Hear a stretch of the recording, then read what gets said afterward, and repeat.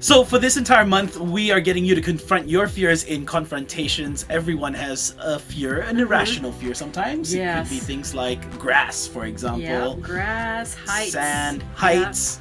Holes. As we found out, Lao Nga Yuen from Kakiseni is afraid of holes. So this is a phobia. It's an irrational fear, and we're going to invite her into the studio today to see whether she can confront those fears. In fact, the entire studio has been plastered with pictures of these holes. You just take a look around the studio, you can kind of see what's going on, and we'll see whether she can actually confront her fears. But when did you discover you had this fear? Actually, I didn't know it was a thing. You know, we were just discussing about the gross stuff that could possibly happen when you're surfing online. And you know how sometimes you're looking at images, right? And you're searching for some stuff. And then suddenly, I swear somebody did this on purpose. Someone in this world knew about this and put this in on purpose. Mm-hmm. You will see a flash of this picture of holes, structured holes, right? And you just go, whoa! And then you can't remember anything. You just threw away your computer. You ran off, and it sets you off like completely for the next few hours. This kind of pictures usually trigger off disgust in a lot of people. So that's where you're okay. But if you have to be dysfunctional for a short while, for the fear of maybe seeing a picture, or after seeing a picture, then it becomes bordering on what we call disorder, because it disturbs your daily life. Just don't show me. So you say now, do not show me any of the picture, because if we do, what will happen?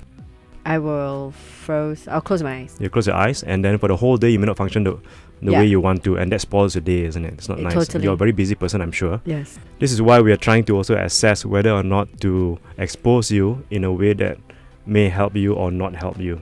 Expose me what? Pictures or real holes? Just curious, like in your daily life, how many times a day or a week do you come across pictures of holes that affect you? It's definitely unexpected. I think if I know that it's going to be there, I kind of, oh my God, your panel. What's wrong with your panel?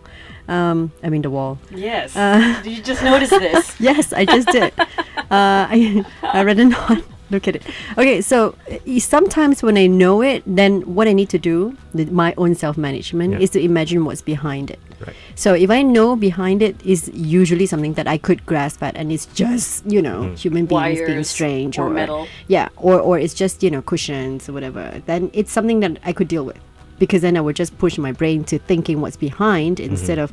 So when it's pictures where you don't know what's behind, or when it is something that's natural, you don't know what's behind, or it's very dark, or the whole whatever that's behind it is very dark, then the imagination goes beyond. Have you done like any breathing exercise that helps you to? Yes. Yeah. So you think you're able to center yourself? I think I am trying to do that in my own ways. When you feel centered enough, I would like you to just turn and have a very quick look at the panel, and then turn back. And then tell me how you feel on a scale of 0 to 10. 10 meaning freaked out. 0 meaning you're just chill. Where you are on that scale. How do you feel? I feel a little sweaty, that's it. Sweaty? 0 to 10? Where? 4, I could. Do you think that might go down to 3 if you look again and again and again until you're used to it? Yes. All right. Because this is real. This is because I know what's behind it. Exactly. So I'm not so. Yeah. We'll just go with this one first before we expose you to something else. How's that now? 0 to 10? Okay, I can make out some other shapes. So you should be able to touch it. Yeah. Yeah. Try it and see. Yeah.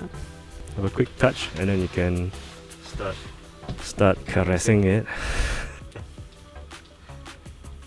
How's that?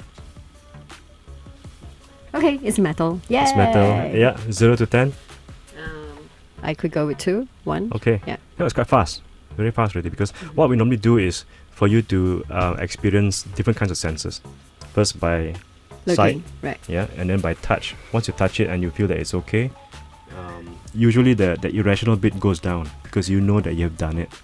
You may still feel something in you that's still fearful, but at least you know from evidence you've done it, and that's okay. Nothing bad happened. Nothing from inside came out to grab you or anything. So we're going to walk towards a studio. It's something like this. but it's got some extra pictures in it.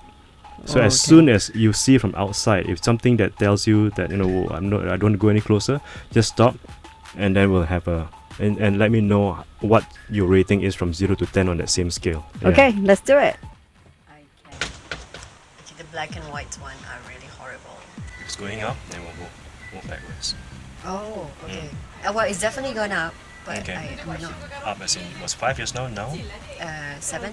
Okay, that's quite significant. It's quite high. Right? Are you able to center yourself in a way that brings it down a bit? Because now you're facing it and nothing's happening. My brain is already able to zoom into what I'm imagining that I'm going to see. Okay, and what are they? There are holes, Yep. really What are the awful holes? ones, Okay. and they're like really close to each other. Uh-huh. And What's awful about that? that I'm imagining how it feels like, you know. Okay, you when can sort of it's- like feel the texture of it and it's disgusting. So I it's can't. kind of icky. Yes. No. Okay. So this is where normally when in this kind of situation, we would stop and go into dealing with how you talk to your brain. It's the cognitive part of therapy. This is the behavioral part, and then there's a cognitive part. The way you're trying to center yourself is also called the behavioral part. Part of it is also cognitive because you're talking to yourself. Okay. Yeah, usually we prepare you longer, but this is kind of sudden, so that's why I don't dare to bring you in straight away because you're not that well So prepared. if I'm all flared up, what will happen? I say what? In there? Yeah. I don't know, you tell me. You What probably could- go hysterical. Yeah, and the consequence of that is that you could be re-traumatized and maybe even get post-traumatic stress disorder because you keep on thinking about this event. Every now and then you keep on getting flashbacks that will not help you function at all. Which is why I'm not bringing you in. Right. Yeah. So if you were to walk away from here, how would you feel? I'm okay. I just cannot stop Yeah. this psychotic feeling of, oh my god, it's gross. So that's a feel, that's a real feel. Because what we were trying to differentiate was, if it is disgust, it's something that you can just go, oh wow, horrible, no. But it's a fear, this is how you react. And there's nothing to be ashamed of. Well, Yuen, thank you so much for being part of our Confrontations and for trying to face your fear. Yeah, I tried. Thank you so much for having me. I'm Thank sorry you. that I didn't. No, No, not it's about it. okay. Don't Not at worry all. about it. Really. Thanks, Dr. Alvin. Thank you. Thanks for Thank having you. me.